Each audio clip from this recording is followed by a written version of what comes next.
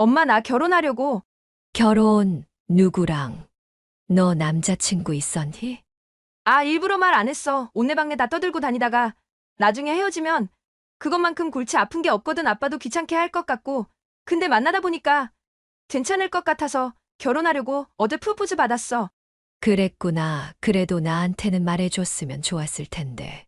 옛날에는 비밀도 잘 말하고 그러더니. 그게 언제적이야. 어쨌든 조만간 같이 밥이나 먹어. 상견례 날짜는 우리가 정해서 보내줄 테니까 맞춰주면 좋겠어. 우리가 어지간히 바쁜 게 아니어서. 그래도 누구인지는 나한테 설명을 좀 해줘야 하지 않겠니? 뭔 설명이야. 나중에 만나면 어련히 알아서 알게 될 텐데 미리 다 알아봤자 따지기밖에 더해? 나랑 같은 약사야. 나이는 2살 연상. 어쨌든 아빠한테도 전해줘. 다시 연락할게. 이게 어떻게 된 일일까요? 지금 딸이 엄마에게 결혼한다는 내용을 통보하고 있는데요. 오늘은 자신과 남편을 인생에서 지워버린 자식들에게 사이다 복수를 한 최순자님의 사연입니다. 오늘은 어떤 내용의 이야기일지 바로 들어보도록 하겠습니다. 안녕하세요. 저는 경기도 남양주에서 살고 있는 최순자라고 합니다. 유튜브에서 많은 사연들을 들으며 위로를 얻고 있다가 저도 사연을 한번 보내볼까 해서 이렇게 글을 씁니다. 엄청나게 대단한 이야기는 아니지만 다른 사연들처럼 누군가에게는 위로가 되었으면 하네요. 자식이 뭐라고 이렇게 저를 웃고 울게 만드는지 참. 자식을 키워보신 분들이라면 어느 정도는 저의 이야기에 공감을 하실 거라 믿어요. 이 얘기는 자식이 저를 떠나고 제가 그 현실을 받아들이는 이야기예요. 사실 저도 아직 중생이기에 쓸쓸하고 아쉬운 마음이 드는 건 어쩔 수 없지만 제 주변에도 저와 비슷한 일을 겪은 사람들이 많은 걸 알고 그 분들과 이야기를 나누고 공감을 하니 비단 나에게만 벌어진 일은 아니구나라는 걸 깨닫고 위로받게 되었어요.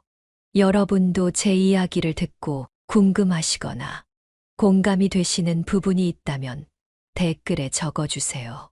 적어주시는 따뜻한 댓글들은 제 마음속에 오랫동안 간직하겠습니다.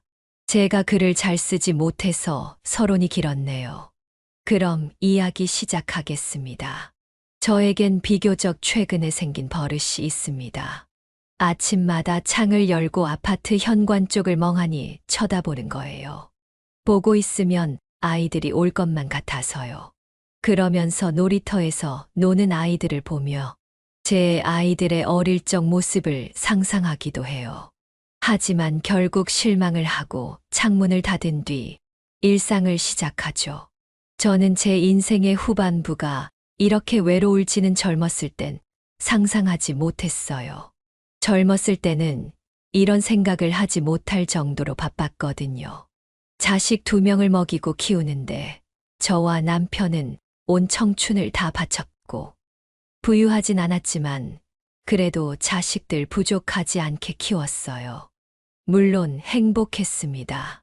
가끔씩은 너무 힘들어서 도망치고 싶을 때도 있었지만 자식들이 밥 잘 먹고 건강하게 자라는 모습을 보면서 마음을 다 잡았죠. 아이들은 지금 몰라볼 정도로 자랐지만 아직도 저에겐 아이 같습니다. 다들 그렇게 느끼실지 모르겠네요. 제가 주부였을 때는 아이들의 웃음을 먹고 자랐습니다. 언제까지나 함께 할 거라 생각했죠. 첫째 딸 수연이는 항상 당당하고 침착한 웃음이 가득한 아이였어요. 공부도 잘해서 반에서 항상 5등 안에는 들었어요. 둘째 아들 성재는 굉장히 장난꾸러기였어요. 공부하고는 거리가 멀었지만 친구들이 많았고 항상 친구들 사이에서 리더 역할을 했어요. 그 2 아이 모두 저에겐 이 세상 무엇과도 바꿀 수 없는 소중한 존재들이었죠. 물론 지금은 고인이 된 남편도 마찬가지였습니다. 어렸을 적 친구의 소개로 만나 결혼한 저희 둘은 천생연분이라고는 할 수 없지만 서로를 존중하고 아끼며 살아왔죠. 남편이 가끔 회사 일 때문에 집에서 화를 낼 때가 있었는데 그럴 때 말고는 딱히 싸운 적도 없었어요. 시어머니와 시아버지가 남편을 만나기 전에 돌아가셔서 시집살이를 할 일도 없었죠. 누군가는 제가 편하게 살아왔다고 생각하실지도 모르겠네요. 네, 맞아요. 시집살이를 고되게 하신 분들에 비하면 저는 편하게 살아온 편이죠. 하지만 정말 나름대로는 열심히 살았답니다. 어쨌든 남편과 가끔 다투었지만 시간이 지나면서 서로를 알고 이해해줬고 힘들 땐 가족 다 같이 단합하여 이겨내곤 했어요. 서로 이야기를 많이 했고 매일 한 번은 같이 아침을 먹은 게 많은 도움을 줬던 것 같아요. 남편의 항상 같은 레퍼토리에 지겨운 개그도 한 몫 했고요. 정말 미우나 고우나 가족은 가족이니까요. 뗄래야 뗄 수 없는 관계였죠. 첫째 딸 수연이가 고려대학교 약학대학에 붙었던 게 기억이 나네요. 유명한 대학교인데 거기다가 약학대라니. 그날은 정말 남편과 부둥켜 안아 하루 종일 기쁨의 눈물을 흘렸어요. 딸이 약사가 되다니 대단한 일이잖아요. 수연이가 코피 흘려가며 밤새 공부하던 모습들이 스쳐가면서 정말 내 딸이지만 누굴 닮았는지 너무 자랑스러웠어요. 저와 남편 모두 공부하는 인연이 없었거든요. 그 마음 다들 아시죠? 컴퓨터 앞에서 학교 홈페이지에 들어가 합격 확인을 할 때 그 떨림이요. 합격이라는 글자를 봤을 때 그 희열은 살면서 몇 번 못 느껴볼 기쁨이었던 것 같아요. 성재는 좋은 대학은 아니지만 경기권에 있는 대학교에 들어갔고 전공은 건축학과를 선택했어요. 어렸을 적 레고를 좋아해서 많이 사줬는데 그게 영향이 있었나 싶었어요. 아들 성재도 자신의 길을 가는 게 너무 자랑스러웠고 사랑스러웠어요. 그렇게 경사가 있는 날이면 남편과 저는 신나서 함께 외식을 했죠. 꽤 고급진 레스토랑에서요. 그렇게 저와 남편은 아이들의 미래를 진심으로 응원했고 밝은 미래가 펼쳐질 거라는 희망에 부풀어 있었어요. 하지만 동시에 쓸쓸함도 함께였죠. 왜냐하면 아이들과 보내는 시간이 점점 없어졌기 때문이었어요. 아이들은 점점 바빠졌고 제 손을 떠나가는 듯 했기 때문이었어요. 저는 친구도 별로 없고 제 모든 인생을 가족에게 올인했기에 더 그랬던 것 같아요. 제 인생을 좀 더 챙겼어야 했는데 저도 처음 가족을 가져보고 처음 엄마를 해봤기 때문에 알 수가 없었죠.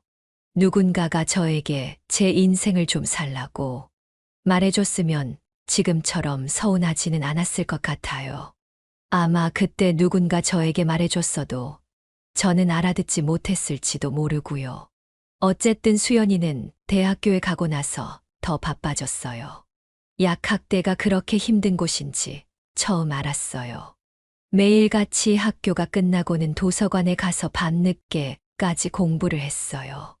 딸이 이렇게 스스로 공부도 열심히 하고 인생도 최선을 다해 사는 걸 보고 이런 딸이 어딨나 싶고 제가 참 복받은 엄마라고 느꼈어요. 하지만 딸이 가끔 집에 와서 다크서클이 가득한 채로 제 품에 안겨 잠이 들 때면 제가 딸 대신 힘들고 싶다는 생각을 했죠. 성재는 2학년까지 마치고 해병대에 입대를 했어요. 해병대가 워낙 힘들다고 들어서 일반 육군으로 지원하라고 말했지만 성재는 남자는 해병대라면서 절대 안 된다고 했죠. 아들이 입대하던 날 얼마나 울었는지 몰라요. 저한테 서투른 경례를 하고 절을 하는데 1년 동안 흘릴 눈물을 그날 다 흘렸죠. 무사히만 전역했으면 좋겠다는 생각이었어요. 그렇게 아들이 없는 2년 동안 저는 제가 할 수 있는 모든 힘을 다해 아들 뒷바라지를 했어요. 편지도 자주 썼고 전화도 자주 하고 면회도 시간 날 때마다 갔어요. 물론 직접 한 음식을 다 싸가지고요.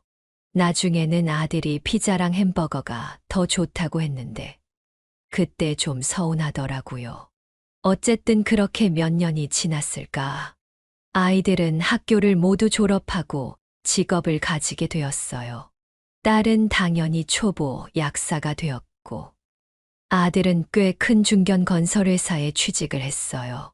요즘처럼 취업이 어려울 때 두 자식이 속 하나 안 썩이고 바로 직업을 가졌다고 말해주는 게 얼마나 복받은 일인지를 깨달았어요. 이때쯤 되니 정말 아이들 다 키웠다는 생각이 들었죠. 이제 결혼만 시키면 제가 할 일은 다 끝이라고 생각했어요. 하지만 이런 아이들의 성공이 저와의 이별을 의미하는 건지 알게 된 건 좀 더 나중의 일이었어요. 아이들이 일터 근처로 집을 구해서 나가자 집은 마치 텅 빈 동굴 같았어요. 이렇게 조용한 적은 거의 없었거든요. 수연이가 없으면 성재가 있고 성재가 없으면 수연이가 있었어요. 근데 이렇게 모든 사람이 다 나가고 집에 혼자만 있으니 갑자기 찾아온 적막함을 어떻게 이겨내야 할지 모르겠더라고요. 그래서 혼자 있을 때 갑자기 슬퍼져서 눈물을 흘리기도 했습니다. 죄송해요. 제가 많이 꼴불견이죠. 아이들이 너무 보고 싶었어요. 그때마다 전화를 하면 아이들은 바쁘다며 나중에 연락을 하자고 말하기 일쑤였죠. 그래서 점점 전화보다는 언젠가 답장을 해줄 문자를 보냈어요. 그게 덜 서운하더라고요. 아이들은 점점 바빠지기 시작했어요. 처음에는 그래도 참아볼만 했어요. 하지만 시간이 지나면서 수연이는 일 끝나고도 공부를 해야 한다며 연락을 하지 않았고, 아들 성재는 일이 끝나면 친구들이나 직장 동료들과 술 먹기 바빴어요. 그렇게 아이들은 점점 집에 오는 횟수를 줄이더군요. 처음엔 일주일에 한 번, 그 다음엔 2주에 한 번, 한 달에 한 번, 3달에 한 번, 이런 식으로요. 그래도 남편이 있어서 저녁엔 괜찮았어요. 가끔은 아이들에게 서운해서 남편에게 뒷담화를 하기도 했죠. 자기 얼굴에 침 뱉기였지만요. 낮에 너무 심심하다 보니 아르바이트를 하기도 했어요. 볼링장에서 카운터를 봤죠. 그러니까 좀 낫더라고요. 그래도 손님이 없을 땐 외롭고 쓸쓸하기 마련이었어요. TV 드라마도 모두 섭렵을 했죠. 혼자 있는 시간이 많으니까 뭐라도 봐야 덜 심심했어요. 가장 서운한 건 아이들 생일 때였어요. 애들 생일 때 항상 저는 제가 할 수 있는 모든 능력을 다해서 진수성찬을 차렸거든요.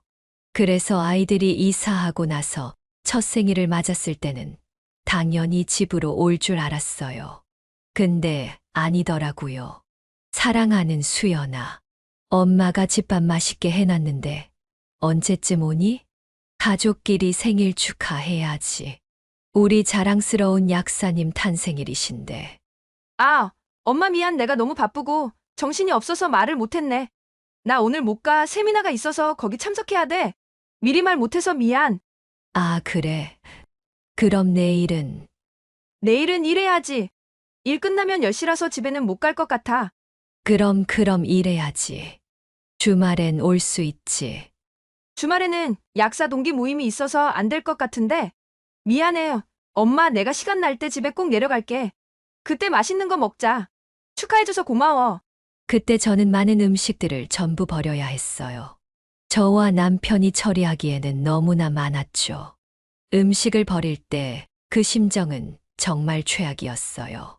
남편은 저에게 와서 토닥여 주었지만 아무런 위로도 되지 않았죠. 그래도 저는 저를 탓했어요. 제가 미리 전화해서 물어보았다면 이런 멍청한 일은 발생하지 않았을 테니까요. 근데 정말 슬펐던 건 둘째 아들의 생일 때였어요. 그때는 미리 전화해서 물어봤죠. 성재도 오겠다고 했고요. 아들 언제쯤 와? 너 오면 같이 밥 먹으려고 기다리고 있는데. 응, 무슨 밥? 아, 미안 엄마. 나 까먹었다. 요즘 누가 생일을 챙겨 아빠랑 같이 드셔. 그래도 미역국은 먹어야지 생일인데. 너 좋아하는 갈비찜도 해놨어. 오늘 뭐 하는데? 와서 밥만이라도 먹고 가. 됐어. 엄마 나 지금 친구들이랑 속초로 놀러 왔어. 엄마 힘들 텐데 다음부터는 그렇게 밥 차리지 마. 다음에 내가 가서 밥 사줄게 맛있는 걸로. 그래 밥은 잘 먹고 다니지? 그럼 엄마 회사 근처에 맛집 천지야. 내 걱정은 하지 말고 엄마나 잘 챙겨 먹어. 이제 애들 와서 끊어야 해. 엄마 고마워. 그날도 많은 음식을 대부분 버릴 수밖에 없었어요. 정말 슬펐죠. 아이들에게 밥 해주고 그 핑계로 얼굴 보는 게 저희 사랑이자 낙이었는데 아이들이 이제 저보고 밥을 하지 말라고 하니까 어떻게 해야 할 줄 모르겠더라고요. 저는 서툰 사람이라 애들 밥 맛있게 해주는 게 저의 가장 큰 사랑이라고 생각해 왔었거든요. 그걸 하지 말라는 건 저에게 더 이상 애정을 주지 않아도 된다는 뜻처럼 들렸어요. 그래도 이해했어요. 아이들 자리 잡히면 괜찮겠지. 일이 바쁘니까 그럴 거야. 나중에 내 밥 먹고 싶다고 울고불고 해도 안 만들어줘야지. 라고 생각했어요. 하지만 시간이 지날수록 연락을 하는 시간도 집에 오는 시간도 점점 늦어졌죠. 3달에 한 번은 집에 오던 아이들이 이제 명절 때 그것도 하루만 집에 있다가 다시 돌아갔어요. 집이 불편했던 걸까요? 그리고 가끔은 해외 출장이다. 중요한 프로젝트가 있어서 못 간다라고 핑계를 대며 명절에도 오지 않았어요. 전화 통화나 짧은 문자에도 답이 없을 때면 그걸 기다리는 제가 참 비참했어요. 그것까지는 이해했는데 나중에 딸 친구 엄마에게 명절 때 애들끼리 여행을 갔다는 말을 듣고는 충격을 금치 못했죠. 저를 어떻게 생각하길래 이렇게 거짓말까지 해가며 집에 오지 않을까 하는 생각이 저를 지배했어요. 남편에게는 비밀로 했어요. 제가 사실을 말한다면 분명 아이들에게 전화를 해서 화를 냈을 거니까요. 그래도 부모 사는 게 다 똑같다고. 아이들이 뭐라든 건강하게 잘 지내고만 있으면 된다고 계속 저에게 최면을 걸었어요. 부모 사랑은 주는 사랑이라고 받는 사랑이 아니라고 저에게 계속 되뇌었죠. 그래도 아이들 카톡 사진을 봤을 때 친구들과 행복하게 웃고 있는 사진을 볼 때면 우리 가족 다 같이 행복했던 시절이 떠올라 눈물이 나곤 했죠. 더군다나 카카오톡 프로필에 가족 사진을 하는 건 저밖에 없었거든요. 제가 저를 최대한 조절해 보려 했지만 서운한 건 서운한 거였어요.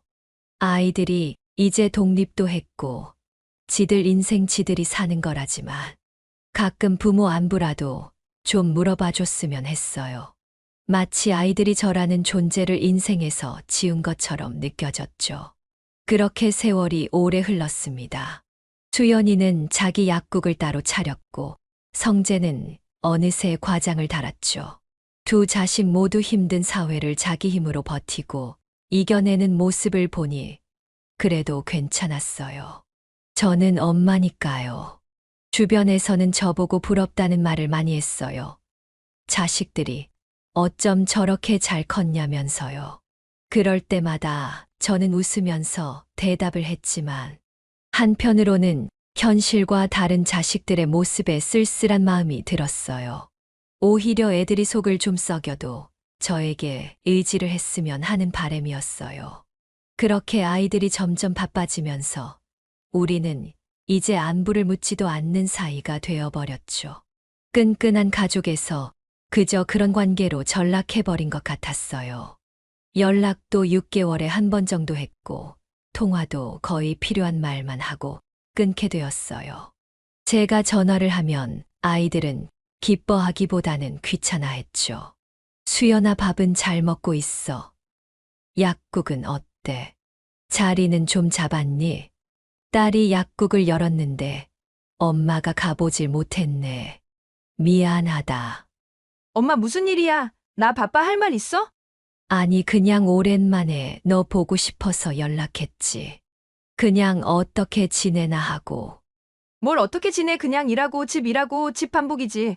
거기다가 뭔 세미나가 그렇게 많은지 계속 참석해야 하고 신약들도 많이 나와서 매번 공부해야 돼. 내 인생에서 이놈의 공부는 언제 끝날는지. 어쨌든 할 말 없으면 나 일해야 하니까 끊어. 내가 나중에 연락할게. 수연이는 제 전화를 받으면 신경질부터 내기 일쑤였습니다. 성재도 다르지 않았죠. 심하면 더 심했지 덜하진 않았어요. 아들 왜 이렇게 연락이 뜸해. 얼굴 다 까먹겠다. 엄마 나 이번에 차장 승진 건 때문에 바쁜 거 몰라? 저번에도 말했잖아. 아, 참 그랬지. 내가 나이가 드니까 계속 까먹는다. 김치 다 먹었지. 좀 보내줄까? 아냐. 저번에 준 것도 다 못 먹었어. 보내지 마. 나 이제 들어가 봐야 하는데. 응, 그래 얼른 들어가 봐. 방해해서 미안하다. 응. 엄마, 내가 나중에 연락할게. 하지만 수연이와 성재 모두 연락이 없었죠. 명절에 볼 수 있으면 다행인 정도였으니까요. 그러던 어느 날 딸 수연이에게서 전화가 왔어요. 오랜만에 오는 전화라 가슴이 떨렸죠. 근데 그 전화는 너무나 황당한 전화였어요. 갑자기 결혼을 한다고 하지 뭐예요? 엄마, 나 결혼하려고. 결혼, 누구랑? 너 남자친구 있었니? 아, 일부러 말 안 했어. 온내방네 다 떠들고 다니다가 나중에 헤어지면 그것만큼 골치 아픈 게 없거든. 아빠도 귀찮게 할 것 같고. 근데 만나다 보니까 괜찮을 것 같아서 결혼하려고 어제 프로포즈 받았어. 그랬구나. 그래도 나한테는 말해줬으면 좋았을 텐데. 옛날에는 비밀도 잘 말하고 그러더니. 그게 언제적이야. 어쨌든 조만간 같이 밥이나 먹어. 상견례 날짜는 우리가 정해서 보내둘 테니까 맞춰주면 좋겠어. 우리가 어지간히 바쁜 게 아니어서. 그래도 누구인지는 나한테 설명을 좀 해줘야 하지 않겠니? 뭔 설명이야. 나중에 만나면 어련히 알아서 알게 될 텐데 미리 다 알아봤자 따지기밖에 더해? 나랑 같은 약사야. 나이는 2살 연상. 어쨌든 아빠한테도 전해줘. 다시 연락할게. 순식간에 끝난 전화는 저를 너무 당황하게 만들었어요. 저는 수연이가 연애하는 줄도 몰랐거든요. 너무 연애 안 하는 것 아닌가 걱정을 했었는데 애 스트레스 받을까봐 말도 못 꺼냈었어요. 저는 애써 밝은 느낌으로 축하한다고 말해줬어요. 하지만 서운한 건 어쩔 수 없었죠. 그렇게 순식간에 상견례를 하고 곧바로 결혼식을 올렸어요. 왜 이렇게 빠르게 진행했나 싶었는데 알고 보니 딸이 임신을 했었더라고요. 속도 위반이었죠. 그것까지는 괜찮은데 그것마저 저에게 비밀로 했다는 게 정말로 서운했어요. 하지만 저는 말도 잘 못하고 딸은 논리적인 데다가 항상 이유가 있었기에 말을 안 꺼내는 게 현명했어요. 더군다나 딸이 저와 남편에게 관심을 가진 건 결혼식 때가 마지막이었어요. 그 이후에는 더욱더 연락을 하지 않았죠. 마치 저와 남편은 버려진 것만 같았어요. 사위도 저희 딸에게 꽉 잡혀서 사나 본지 따로 연락을 하지 않았죠. 그 전에 봤을 때는 싹싹해서 자주 찾아올 것처럼 말하더니만 역시나 그러지 않았죠. 제가 한 번은 서운함에 눈물이 났어요. 그러자 남편은 저를 꼭 안아주었죠. 저에겐 남편이 유일한 안식처였어요. 딸이 그렇게 떠나고 나서 저는 이제 남이 되어버린 듯한 딸을 생각하며 왜 이렇게 된 건지 스스로 묻기 시작했어요. 제가 무슨 잘못을 했는지 몇 날 며칠을 생각했죠. 하지만 답은 나오지 않았어요. 저는 아이들을 사랑하고 잘 해준 기억밖에 없었거든요.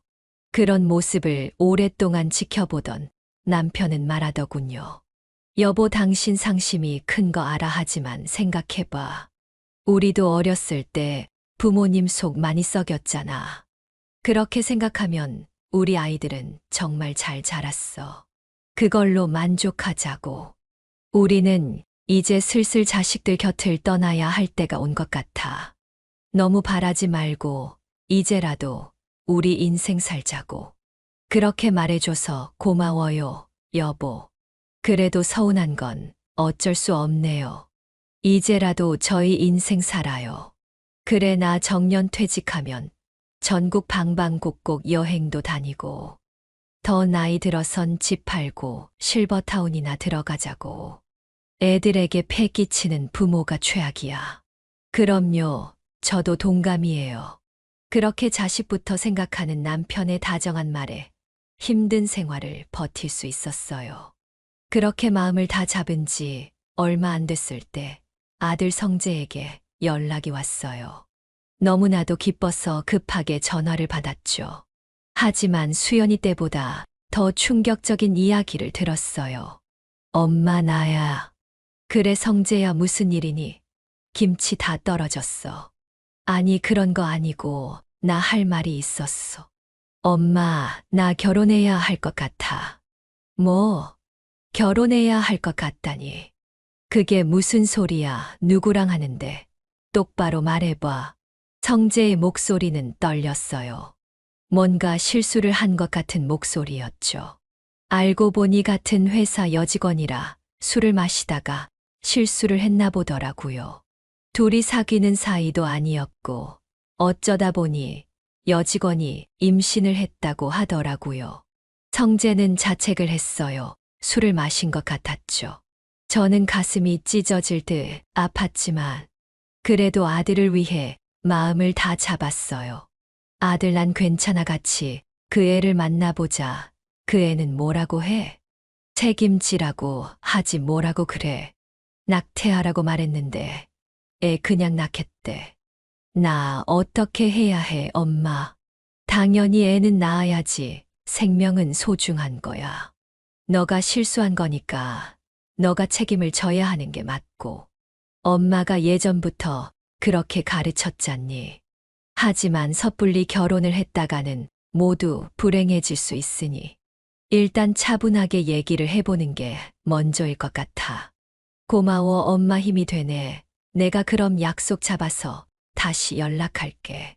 그렇게 아들은 전화를 끊었어요. 저는 전화를 가슴에 끌어안고 엉엉 울었죠. 남편은 그 소식을 듣고 굉장히 열받아 했지만 제가 더 서글프게 우는 바람에 티도 내지 못했죠. 더 어이없던 건 그 후였어요. 성재는 저에게 연락을 하지 않았어요. 둘이 이야기를 잘했나 본지 결혼하기로 정했더라고요. 그렇게 수연이 때와 마찬가지로 후다닥 결혼을 준비했고, 그래도 급히 준비한 것 치고는 무사히 결혼식을 마칠 수 있었어요. 둘은 곧바로 신혼여행을 떠났고 다행히 둘은 잘 맞는 듯 했어요. 성재는 그렇게 급할 때만 저를 찾았고 괜찮아지니까 저는 다시 찬밥 신세가 되어버렸어요. 딸과 아들의 새 집도 가보지 못했죠. 하지만 남편이 있어서 괜찮았어요. 오랜 시간 동안 적응도 되었고요. 어느 날 남편이 거실에서 뭘 보고 있길래 가보니 앨범이더라고요. 아이들이 어렸을 적 사진이 다 담겨져 있었어요. 남편이 사진 찍어주는 걸 좋아해서 아이들 사진이 많이 남아 있었어요. 아이들 첫 올 때부터 유치원 졸업사진, 고등학교 졸업사진, 대학교 입학사진까지 많은 사진들이 있었어요.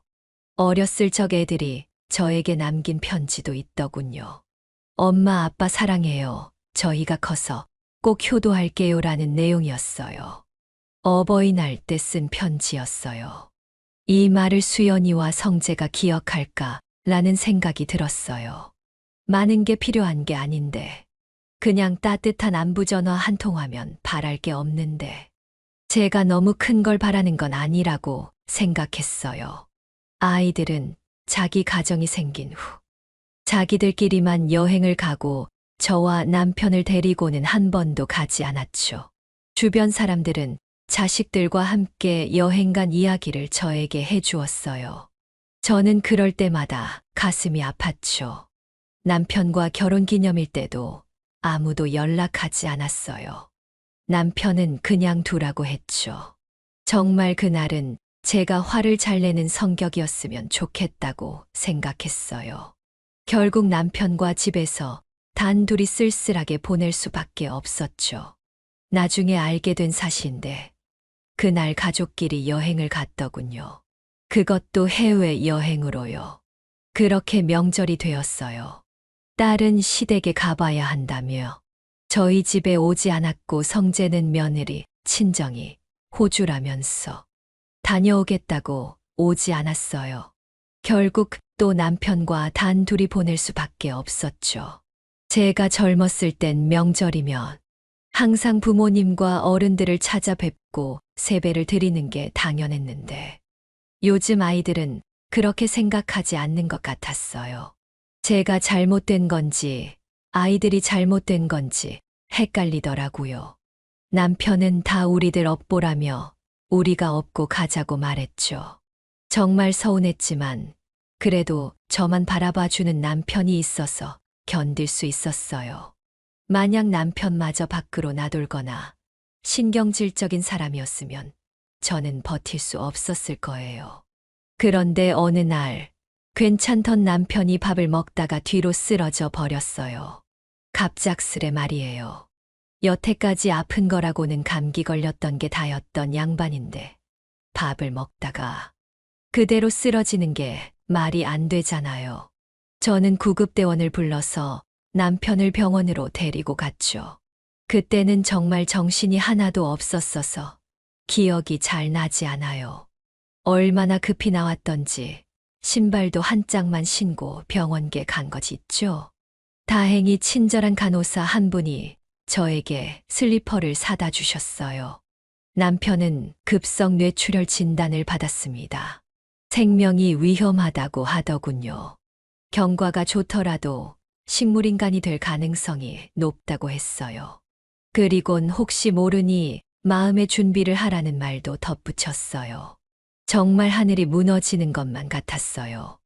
왜 이런 일이 저에게 일어나는지 알 방법이 없었죠.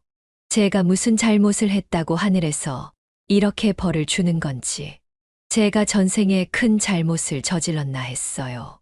저는 엉엉 울며 급히 아이들에게 전화를 했어요. 동수야, 수연아, 너희 아버지가 뇌출혈로 쓰러지셨다. 지금 위급하시니까 얼른들 와라. 의사 선생님이 마음의 준비를 하라고 하셨어. 근데 놀라운 건 그 둘 모두 남편의 임종을 지키지 못했다는 거예요. 뭐라고 엄마? 나 지금 남편이랑 해외에 와 있어. 지금은 바로 못 가고 내일 아침에 비행기 타고 갈게. 엄마 아빠 많이 위급한 상황이야?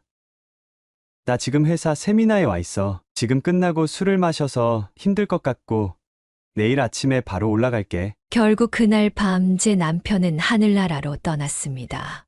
남편은 아이들의 목소리를 듣지 못하고 먼 곳으로 여행을 갔죠. 저는 남편의 손을 꼭 잡고 한참을 울었습니다. 아이들이 원망스러웠고 남편이 불쌍했습니다. 꼭 저의 미래를 보는 듯 했죠.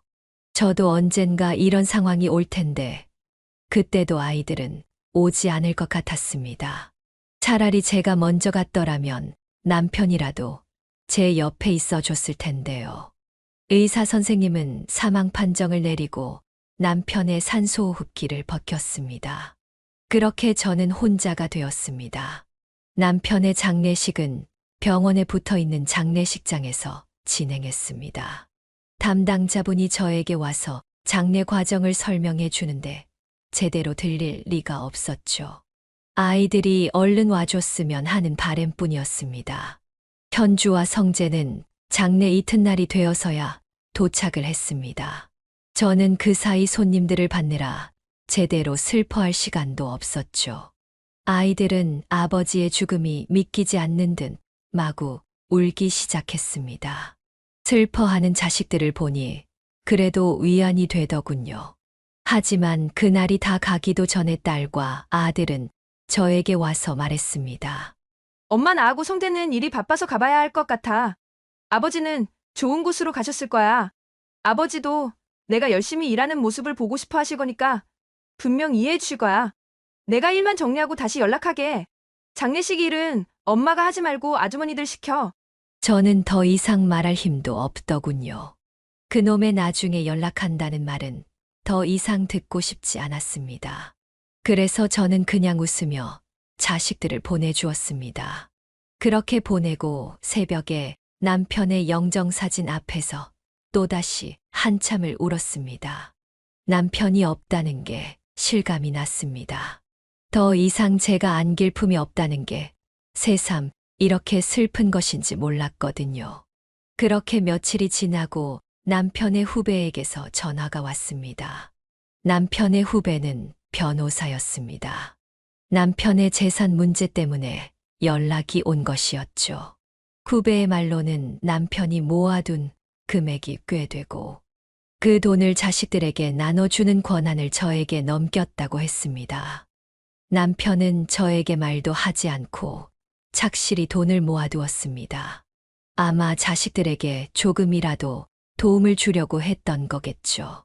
너무나 슬펐습니다. 이렇게 죽을 때까지 자식들만 생각하는 아버지 장례식에 제대로 참여하지 않은 자식들이 미웠습니다. 하지만 어쩌겠어요. 미워도 제 자식들인걸요. 한동안은 제 마음의 상처를 치유하는 기간이었습니다. 주변 이웃의 도움으로 산을 많이 타고 뜨개질 공방에서 뜨개질을 배우기도 했죠. 점점 마음은 괜찮아졌지만 그래도 혼자 집에서 있는 건 적응이 안 되더라고요. 그렇게 1년이 지나 저희 생일이 되었습니다. 벌써 제 나이 7순이었죠. 환갑 때는 남편이 요즘 환갑잔치는 안 하고 7순부터 한다고 해서 단 둘이 같이 외식을 했던 게 전부였습니다. 저는 아이들을 많이 포기한 상태였지만 그래도 기대를 했습니다. 남편이 작년 생일에 사준 이쁜 옷을 입었죠. 아침 일찍 일어나 씻고 화장도 했어요. 화장대 거울을 보니 이쁜 할머니가 있더라고요. 그래서 거울에 비친 이쁜 할머니에게 저는 말했죠. 순자야, 너는 세상에서 가장 소중한 사람이야. 태어나줘서 고마워. 이 말을 하니 눈물이 날 것 같았어요. 남편이 매번 생일 때마다 저에게 해주던 말이었기 때문이었습니다. 그렇게 혼자 아침 식사를 하고 나서는 기다림의 연속이었어요. 계속해서 창밖을 보았고 휴대폰을 확인했습니다. 많은 것을 바라는 건 아니었어요. 축하 전화 한 통, 밥 한 끼. 그것도 아니라면 문자 한 통이어도 충분했어요. 그들이 저희 생일을 잊지 않았으면 하는 바람 하나뿐이었습니다. 하지만 저녁이 되어도 수연이와 성재에겐 연락이 오지 않았죠. 저는 더 이상 혼자 집에 있기 싫어 밖으로 나섰습니다. 남편과 자주 걸었던 공원을 걸었죠. 걷다가 항상 앉아서 쉬던 벤치에도 앉았어요. 공원 가운데 있는 호수를 보며 남편을 생각했죠. 신기하게도 남편이 간지 얼마나 됐다고 얼굴이 기억이 잘 안 나더라고요. 어떻게든 잘 기억해내려고 노력했습니다. 세월은 무색하지 않더라고요. 그때였어요. 저보다 나이가 들어 보이는 할머니가 저에게 오셔서 병음료 뚜껑을 따달라고 하셨어요. 그래서 저는 병뚜껑을 따서 드렸죠. 할머니는 매실음료를 꿀꺽꿀꺽 다 드시더니 고맙다는 미소를 저에게 지어주셨어요. 옷이 아주 이쁘네요. 오늘 좋은 날이신가 봐요. 네, 오늘 제 생일이거든요. 그것도 7순이에요. 7순이요? 생각보다 나이가 있으시네요. 너무 젊게 봤네요. 생일인데 가족은요? 가족이요? 다들 바빠서 저 보러 올 시간이 없나 봐요. 참 나중에 후회하면 어쩌려고. 사람들은 가장 소중한 걸 가끔 잊고 살아요. 괜찮아요. 자식들만 잘 살면 저는 괜찮아요. 남편도 그렇게 말해 주었고요. 할머니는 작은 손으로 제 손을 꽉 잡아주시며 말씀하셨어요. 불행하지 않는 게 행복이에요. 오늘은 가장 행복한 날이니 좀 웃어봐요. 자식들은 이제 신경 쓰지 말아요. 마지막 가기 전 자기 인생을 살다 가는 거예요. 아무도 신경 쓰지 않고. 처음 보는 할머니였지만 꼭 저를 아는 듯이 말씀하셨어요. 오래전 돌아가신 어머니가 생각이 났죠. 그 말을 들으니 눈물이 왈칵 쏟아지더라고요. 제가 눈물이 좀 많아요, 할머니. 죄송해요. 아니에요. 여기 좀 기대요. 그래서 저는 저보다 나이 많은 할머니 어깨에 살포시 기대서 잠시 쉬었습니다. 그렇게 할머니와 인사를 하고 집에 돌아오는 길에 문득 저를 위해 살아야겠다는 생각을 했어요. 제가 너무 자식들에게 집착을 했던 거구나라는 걸 깨달았다고나 할까요?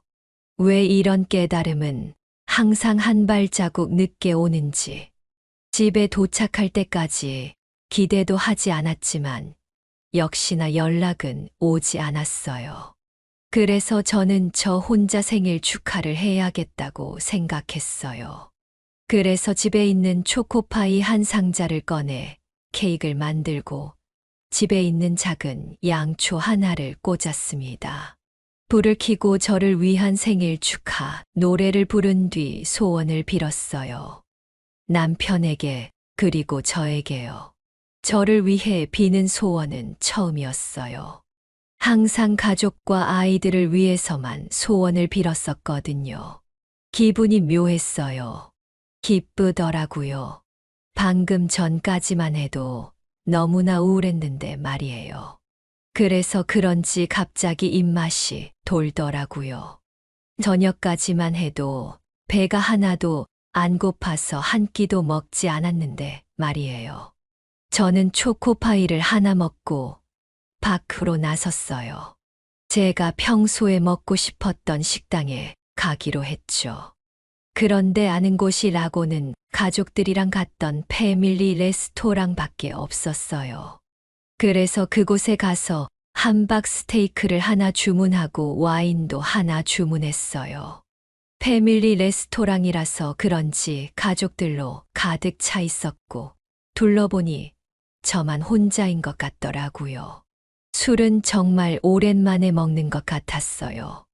혼자 밥을 먹고 술을 마시는 건 70 인생 처음 해보는 거였고요.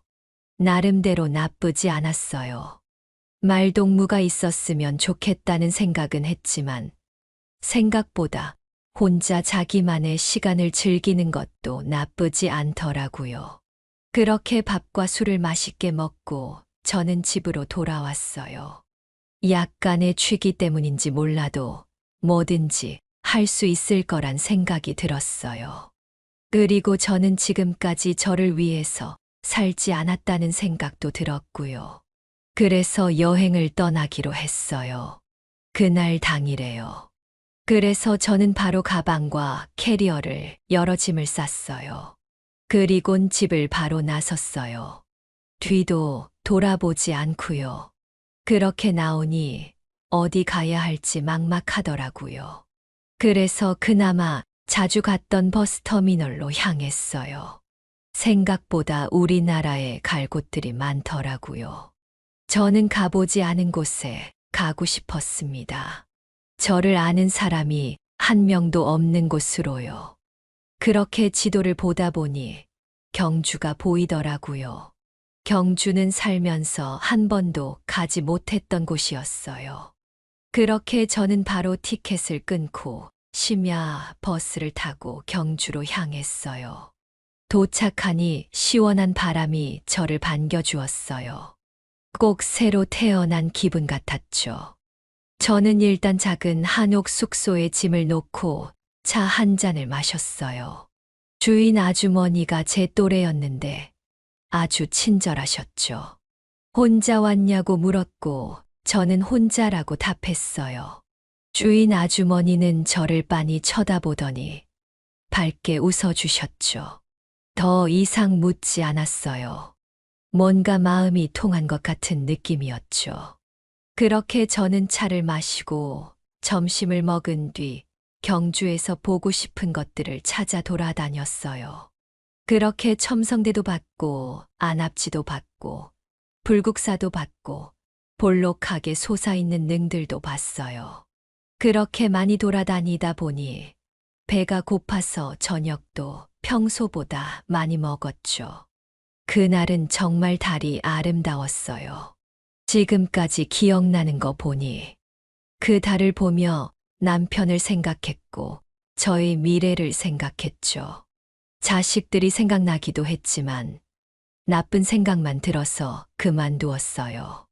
그렇게 저는 일주일 동안 경주를 여행했어요. 어렸을 때 아이들 데리고 가봤던 놀이동산도 혼자 가봤죠. 할머니가 혼자 놀이동산을 돌아다니고 있으니 사람들은 아마 이상하게 봤을 거예요. 그렇게 저는 저만을 위한 첫 여행을 마치고 집으로 돌아왔어요. 돌아오니 다시 적막한 기분이 들더군요. 방금 돌아왔지만 다시 나가고 싶다는 생각이 들었어요. 그래서 저는 다시 떠나기로 했죠. 이번엔 바다를 보고 싶어서 남해로 향했어요. 이게 두 번째라고 첫 번째보다는 훨씬 수월했죠. 저는 가서 바다가 보이는 작은 민박집에서 일주일간 지냈어요. 바다를 원 없이 봤고 제가 좋아하는 시금치도 많이 먹었어요. 제가 갔을 땐 가을이라 벚꽃이 없었지만 봄에는 벚꽃도 많이 핀다고 하더라고요. 봄에 꼭 다시 와야겠다는 생각을 했습니다. 그렇게 저는 일주일 동안 저를 다시 되돌아봤어요. 제 인생에 실수는 없나 하고요. 그렇게 생각하니 저의 실수는 제가 너무 저를 소홀하게 생각했다는 거밖에 없더라고요. 이제 제 삶을 살 차례였어요. 그래서 저는 홀로 여행을 하며 살아야겠다고 생각했어요. 두 번의 여행이 저에게 너무나 즐거웠고 새로운 시야를 가지게 해주었기 때문이었어요. 언젠가 지겨워질 수도 있겠지만 그건 그때 가서 생각하기로 했죠. 벌써 아이들이 연락하지 않은 지 1년이 다 되어 갔어요. 손주들이 보고 싶을 때면 아이들 카카오톡 프로필에 들어가 보는 걸로 만족했죠. 그러던 어느 날이었어요. 제천이라는 곳을 여행을 하던 중이었는데 부재중 통화가 와 있는 거예요. 그것도 10통이 나요. 제가 여행을 다니고 나서는 휴대폰을 잘 보지 않았거든요. 누구한테 전화가 왔는지 보니 첫째 딸 수연이와 둘째 아들 성재였어요. 원래였으면 무척이나 기뻤을 텐데 이번엔 그렇지 않았어요. 분명 원하는 게 있을 거라 생각했기 때문이었어요. 저는 아이들이 무슨 말을 할까 궁금한 채로 전화를 걸었죠. 엄마, 왜 전화를 안 받아 걱정했잖아. 그래, 수연아 무슨 일이니? 엄마 집 전화도 안 받고 지금 어디야? 지금 잠시 여행 와 있어. 여행? 누구랑? 혼자서. 엄마가? 혼자? 말도 안 돼. 그래서 왜 전화한 거야? 그것도 1년 만에. 아, 사실 엄마한테 부탁할 게 있어가지고. 뭔데? 사실 내가 좀 돈이 필요해서. 아버지 돌아가시고 나서 남겨둔 재산 같은 거 없나 하고. 있지. 정말? 다행이다. 나 돈이 급히 필요했었거든. 얼마나 있어? 있는데 너에겐 줄 수 없다. 뭐? 엄마 그게 무슨 소리야? 장난하지 마. 나 진짜 급하다고. 너가 급하고 말고는 네 사정이지. 나나 네 아버지 급할 땐 너도 사정 안 봐줬잖니. 돈을 가지고 싶으면 내가 죽으면 가져가라. 그때쯤이면 남아있을지 모르겠지만 말야. 엄마, 무슨 말을 그렇게 해?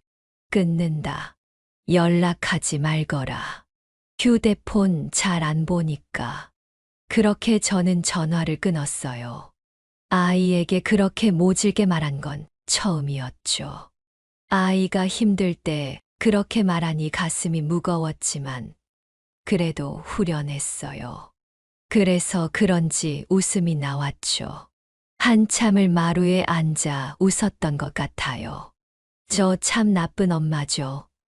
그리곤 바로 성재에게도 전화를 걸었어요. 엄마, 나 돈 좀 빌려줘. 무슨 돈?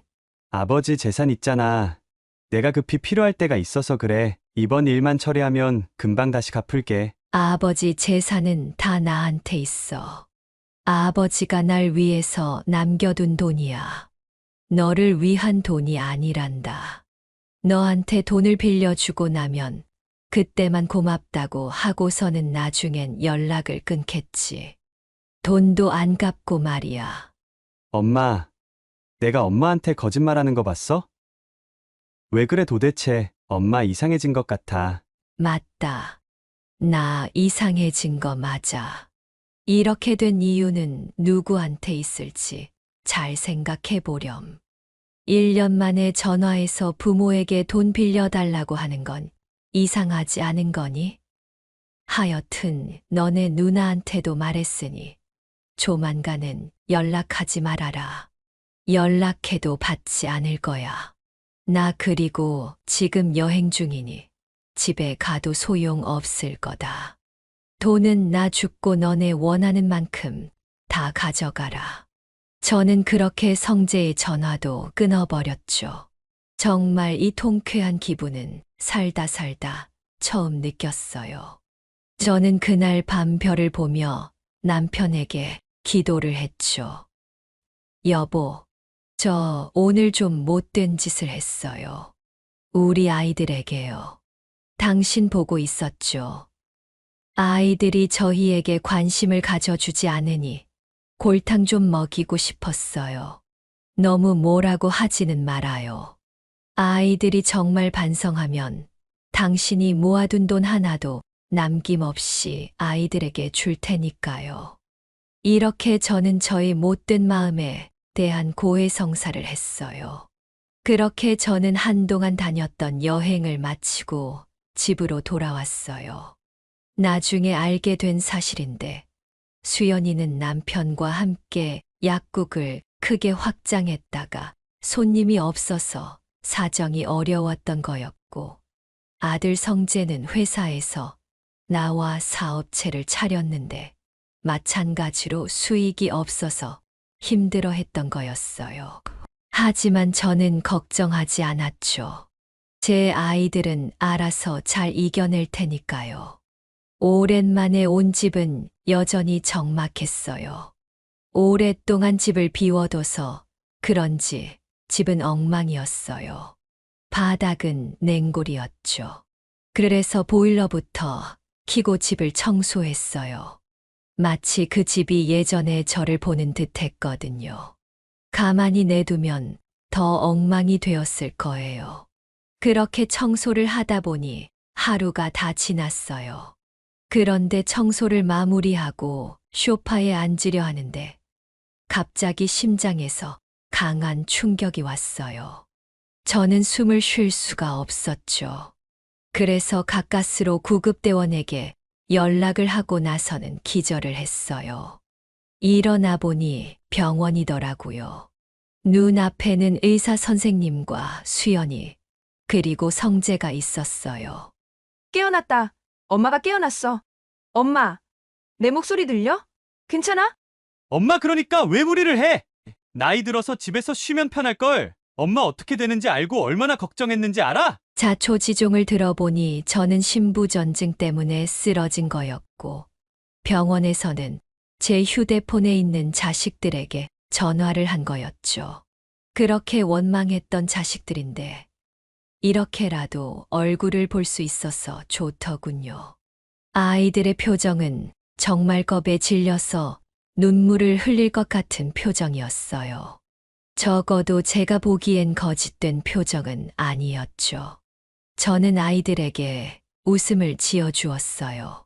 엄마 미안해. 내가 다 잘못했어. 엄마, 나도 나 돈 필요 없어. 내가 소중한 걸 잊고 살았나 봐. 이제 진짜 효도할게. 엄마 그러니까 아프지 마. 우리 아직 엄마한테 효도라곤 시작도 안 했단 말이야. 그래, 애들아, 고맙다. 하지만 애써 그러지 않아도 돼. 아버지 돈은 한 푼도 쓰지 않고 가지고 있단다. 너희가 다 가져가거라. 엄마, 진짜 아니야. 나 돈 필요 없어. 엄마 행복해지는데 다 써도 돼. 정말 준다고 해도 안 받을 거야. 아이들은 진심인 것처럼 보였죠. 아빠도 그렇게 죽고 저도 따라서 죽을 것 같다고 생각하니 겁이 났나 봐요. 그렇게 저는 퇴원을 했고 아이들이 거부하는데도 돈을 다 주었죠. 그래도 저에겐 남편과 살던 집이 있고 돈도 어느 정도 있어서 괜찮았어요. 아이들은 그때부터 한 달마다 저에게 안부 전화를 걸었죠. 손주와 사위, 며느리를 데리고 3달에 한 번씩은 온답니다. 그래서 무척 좋지만 저의 마음가짐은 이전과 완전히 달라졌어요. 애들이 더 이상 오지 않는다고 해도 저는 괜찮을 것 같거든요. 다시 여행을 떠나면 되니까요. 내일도 애들이 오기로 했어요. 손주들이 못 본 사이 금방 커버렸어. 요즘엔 남편처럼 사진을 자주 찍어 놓으려고 해요. 남편이 아끼던 사진기가 있었거든요. 서투르지만 자주 찍다 보니 익숙해지더라고요. 내일 애들을 보고 이번 주말에는 새로운 곳으로 여행을 떠나려고 해요. 이번에는 어떤 여행이 될지 벌써 설레입니다. 건강도 괜찮아요. 그 이후로 약을 먹으니 같은 증세는 나타나지 않더라고요. 저의 여행은 언젠가 끝나겠죠. 그래도 이 사실 하나는 깨달아서 다행이라고 생각해요. 저와 여러분 모두가 그렇듯이 모든 것에 집착을 하는 건 좋지 않은 것 같아요. 저는 그 집착에서 벗어난 것 뿐이고요. 여러분은 혹시 저와 비슷한 경험을 하신 적이 있으신가요? 마찬가지로 혼자라는 우울감과 자책감을 가지고 계시지는 않나요? 여러분의 이야기를 듣고 싶어요. 댓글을 통해 공유해 주세요. 서로 이야기를 나누며 의지하고 의견을 나누다 보면 어떤 문제든 해결될 테니까요. 그럼 다들 자신만의 인생을 위해 한 발자국 디뎌보아요. 제 이야기는 여기까지입니다. 지금까지 긴 이야기 들어주셔서 감사합니다. 네, 오늘 이야기는 어떠셨나요? 오늘 이야기를 듣고 어떻게 생각하시는지 어머님, 아버님의 생각을 댓글로 공유해주세요. 저는 또 다른 사연으로 찾아뵙겠습니다. 좋아요, 구독, 알람 설정을 통해 앞으로도 따뜻한 정을 나눌 수 있게 함께 해주세요. 어머님, 아버님의 삶의 지혜와 경험을 나눌 수 있는 통로가 되겠습니다. 오늘도 인생을 바꾸는 관점을 통해 사연을 들어주셔서 감사합니다.